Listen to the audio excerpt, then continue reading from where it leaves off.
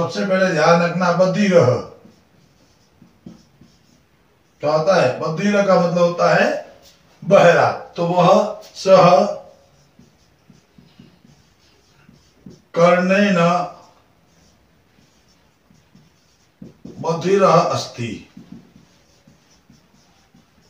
सह कर्णेन बधिर अस्ति, वह कान से बहरा है। तो यहाँ पर ध्यान रखना बधिर, बधिर आ जाता है बहरा। तो ध्यान रखना आपको लिखना है अंग विकार योग्य। क्या लिखना है? अंग विकार योग्य। अंग विकार योग्य। अब प्यारे बच्चों अंडरलाइन की हुई है कर्णेन पर, ध्यान रखेंगे कर्णेन पदे। अब यहां पर कौन सा कारक है? कर्ण कार की विभक्ति कौन सी आ जाएगी प्यारे बच्चों? तृतीया विभक्ति। तृतीया विभक्ति।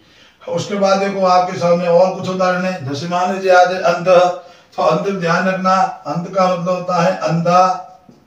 क्या होता है प्यारे बच्चों? अंधा। ये भी ध्यान रखना अंग विकार के अंदर कर जाता है। तो यहाँ पर ध्यान रखना Surdas is the most question. Surdas नेत्राभ्याम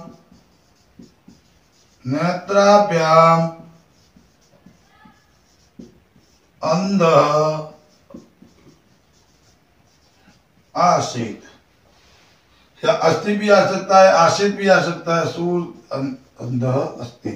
अब यहाँ पर देखना सूरदास आंखों से अंध है। सूरदास नेत्राभ्याम अंध अस्थि। अब नेत्राभ्याम के नीचे आ गई है। क्या आ गई है? तो आपसे पूछेंगे रेखांकित पद योग्य विभक्तिम च तत्कारणम लिखत। यानी जो नेत्राभ्याम के पद के नीचे अंडरलाइन की हुई है उसका विभक्ति कौन सी है, और उसमें जो है किस कारण इस विभक्ति का प्रयोग हुआ है। तो ध्यान रखना यहाँ पर जो शब्द लिखा हुआ है अंध, क्या लिखा हुआ है? अंध लिखा हुआ। तो ध्यान रखना ये अंग विकार का है। तो अंग विकार जो है वो तृतीय विभक्ति करण कार के अंतर्गत आता है। तो यहाँ पर प्यारे बच्चों लिखेंगे वही काम अंग विकार योग्य, अंग विकार योग्य अंडरलाइन नेत्राभ्याम पदे, नेत्राभ्याम पदे कर्णकार की